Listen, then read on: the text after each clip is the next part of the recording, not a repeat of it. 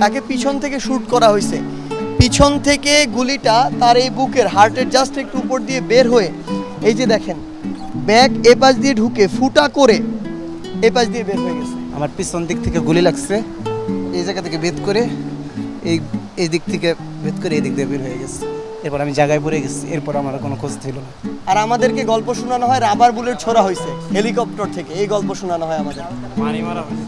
এখন আপনারা সিদ্ধান্ত নেবেন, এই দেশের মানুষ সিদ্ধান্ত নিবে যারা এগুলোর হুকুমদাতা তাদের বিচার হওয়া উচিত কিনা, তারা যে নির্মমতা করছে এটার বিচার কতটা নির্মম হওয়া উচিত। আমার নাম মোহাম্মদ কাউসার। প্রথমে আমি যাত্রাবাড়ি মাদ্রাসার সামনে আসছি। মাদ্রাসার ছাত্র ভাইদের সাথে আমি আন্দোলনে যোগ দেই।